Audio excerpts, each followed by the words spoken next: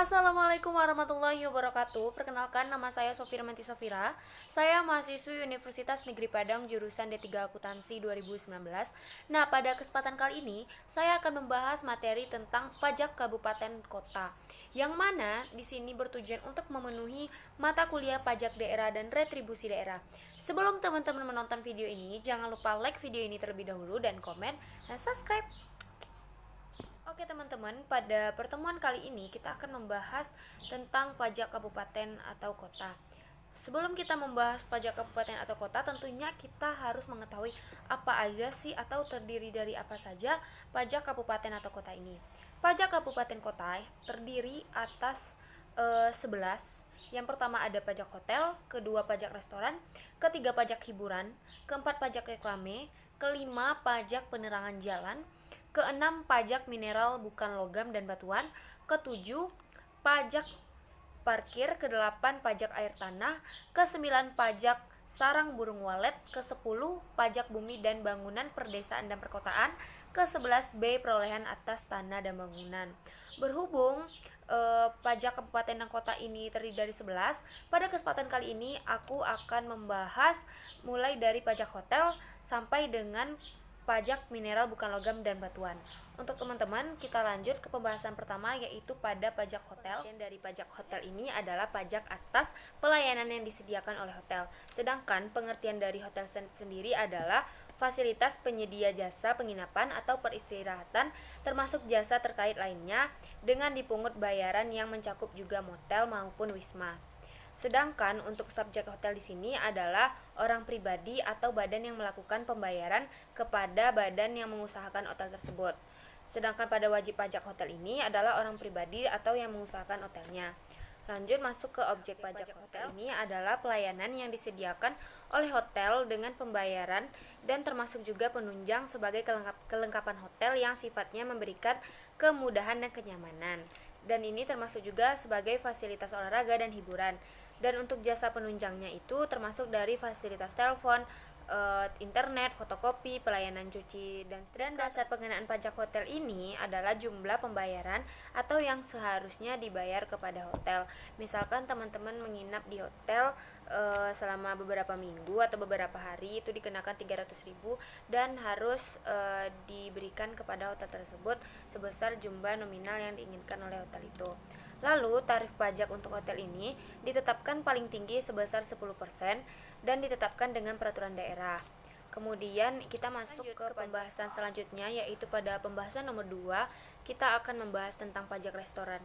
Yang mana pengertian dari pajak restoran ini adalah pajak atas pelayanan yang disediakan oleh restoran. Jadi pengertian dari restoran yaitu fasilitas penyedia makanan atau minuman dengan dipungut bayaran yang mencakup juga rumah makanan, kantin, warung, bar, dan sejenisnya termasuk jasa catering. Untuk subjek pajak restoran ini adalah orang pribadi atau badan yang membeli makanan atau minuman dari restoran tersebut. Kemudian objek pajak restoran ini adalah pelayanan yang disediakan oleh restoran.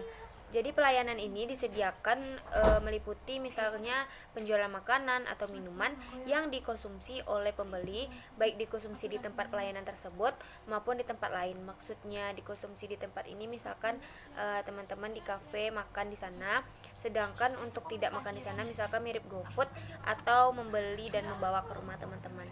Selanjutnya kita masuk ke dasar pengenaan pajak restoran ini, yang mana di dasar pengenaan pajak restoran ini adalah jumlah pembayaran yang diterima atau yang seharusnya diterima restoran tersebut. Kemudian tarif pajak untuk restoran ini ditetapkan paling tinggi sebesar 10%, yang mana besaran pokok pajak restoran ini yang terhutang dihitung dengan cara mengalihkan tarif dengan dasar pengenaan pajak restoran yang terhutang dipungut di wilayah daerah tempat tersebut. Lanjut ke pembahasan selanjutnya, yaitu pada pajak hiburan, yang mana pengertian dari pajak hiburan ini adalah pajak atas penyelenggara hiburan. Sedangkan pengertian dari hiburan ini adalah sebuah jenis tontonan, pertunjukan, permainan, atau keramaian yang dinikmati dengan dipungut bayaran. Maksudnya di sini misalkan teman-teman menonton film ke bioskop. Sedangkan subjek pajak hiburan ini adalah orang pribadi atau badan yang menikmati hiburan. Jadi wajib pajak hiburan ini yaitu orang pribadi juga dan badan yang menyelenggarakan hiburan tersebut. Kemudian untuk objek pajak hiburan ini yaitu adalah jasa penyelenggaraan hiburan dengan dipungut bayaran. Lanjut ke dasar pengenaan pajak hiburan, yang mana di dasar pengenaan pajak hiburan ini yaitu jumlah uang yang diterima atau yang seharusnya diterima oleh penyelenggara hiburan dan jumlah yang seharusnya diterima termasuk dengan potongan harga dan tiket cuma-cuma yang diberikan kepada penerima jasa hiburan. Jadi penerima jasa hiburan ini adalah misalkan seperti konsumen atau orang pribadi. Untuk tarif pajak hiburan ini ditetapkan paling tinggi sebesar 35%. Dan khusus untuk hiburan yang berupa pergelaran busana, kontes kecantikan, diskotik, karaoke, klub malam, sampai dengan panti pijat itu ditetapkan paling besar setinggi 75%. Khusus untuk hiburan kesenian rakyat atau tradisional itu dikenakan pajak hiburannya sebesar 10%. Sedang kita akan membahas ke pembahasan nomor 4 yaitu pajak reklame.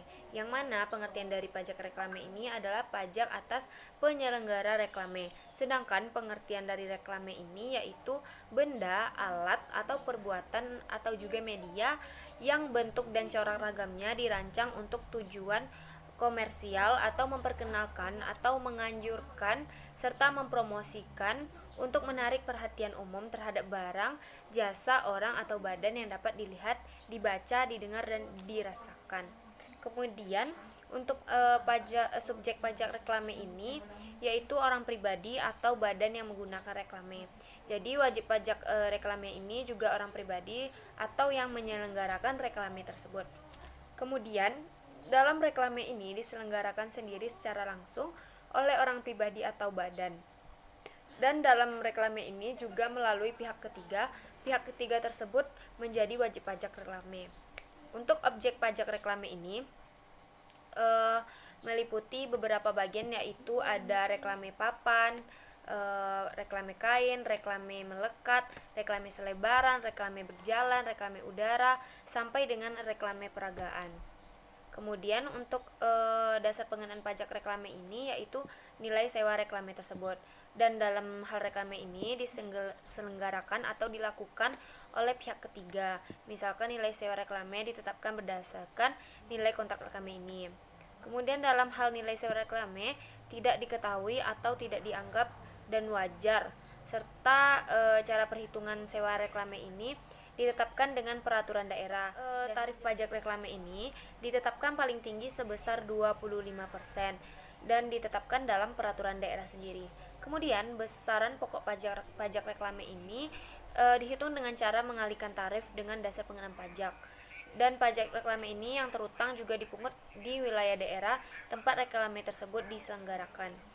Selanjutnya kita masuk ke pembahasan nomor 5 yaitu pajak penerangan jalan atau yang disingkat dengan PPJ. Yang mana PPJ ini adalah pajak atas pengguna tenaga listrik baik yang dihasilkan sendiri maupun diperoleh dari sumber lain. Untuk subjek pajak PPJ ini adalah orang pribadi atau badan yang dapat menggunakan tenaga listrik. Sedangkan dalam hal tenaga listrik yang disediakan oleh sumber lain, wajib pajak penerangan jalannya adalah penyedia tenaga listrik tersebut. Kemudian untuk objek pajak penerangan jalan ini yaitu pengguna tenaga listrik baik yang dihasilkan sendiri maupun yang diperoleh dari sumber lain. Listrik yang dihasilkan sendiri meliputi seluruh pembangkit listrik tersebut. Kemudian di pengenaan pajak PPJ ini tentunya sudah memiliki nilai jual tenaga listrik yang mana telah ditetapkan. Yang pertama yaitu dalam hal tenaga listrik berasal dari sumber lain dengan pembayaran nilai jual tenaga listrik ini adalah jumlah tagihan biaya beban atau ditambah dengan biaya pemakaian atau variabel yang ditagih dalam rekening listrik. Yang kedua, dalam hal tenaga listrik dihasilkan sendiri ini nilai jualnya berdasarkan kapasitas tersedia, tingkat penggunaan listrik, jangka panjang atau jangka waktu pemakaian listrik, dan harga satuan listrik yang berlaku di wilayah daerah yang bersangkutan tersebut. Untuk tarif pajak penerangan jalan ini ditetapkan paling tinggi sebesar 10%, sedangkan untuk pengguna tenaga listrik dari sumber lain itu ditetapkan paling tinggi sebesar 3%. Dan untuk penerangan jalan yang dihasilkan sendiri itu dikenakan 1,5%. Selanjutnya ke pembahasan terakhir, kita akan membahas tentang pajak mineral bukan logam dan batuan, yang mana pengertian dari pajak mineral bukan logam dan batuan ini adalah pajak atas kegiatan pengambilan mineral bukan logam dan batuan baik dari sumber alam, di dalam ataupun di permukaan bumi untuk dimanfaatkan. Sedangkan pengertian dari mineral bukan logam dan batuan ini adalah sebagaimana yang dimaksud di dalam peraturan perundang-undang di bidang mineral dan batu bara. Kemudian untuk subjek pajak mineral bukan logam dan batuan ini adalah orang pribadi atau badan yang dapat mengambil mineral bukan logam dan batuan ini. Untuk wajib pajak mineral bukan logam dan batuan ini adalah orang pribadi atau badan yang mengambil mineral bukan logam dan batuan ini. Kemudian untuk objek pajak mineral bukan logam dan batuan ini adalah kegiatan pengambilan mineral bukan logam dan batuan yang meliputi asbes, batu tulis, batu setengah permata, batu kapur, batu apung, batu permata sampai dengan zeolit basal dan trakit. Kemudian dasar pengenaan pajak pada mineral bukan logam ini adalah nilai jual hasil pengambilan mineral bukan logam dan batuan. Kemudian untuk nilai jual dihitung dengan mengalihkan volume atau tones hasil pengambilan dengan nilai pasar atau harga standar masing-masing jenis. Kemudian untuk dalam nilai pasar ini dan hasil produksi mineral bukan logam sulit diperoleh karena digunakan harga standar yang ditetapkan oleh instansi yang berwenang dalam bidang pertambangan mineral bukan logam dan batuan. Dan tarif pajak mineral bukan logam dan batuan ini ditetapkan paling tinggi sebesar 25%. Dan tarif pajak mineral bukan logam batuan ditetapkan di peraturan daerah. Untuk pajak mineral bukan logam ini terutang dipungut di wilayah daerah tempat pengambilan mineral logam dan batuan tersebut. Hanya itu yang dapat saya sampaikan pada kesempatan kali ini, dan pada video selanjutnya kita akan membahas pajak parkir sampai dengan bea. Nah, untuk teman-teman, sebelum saya menutup video ini, jangan lupa like video ini dan komen, subscribe. Thank you.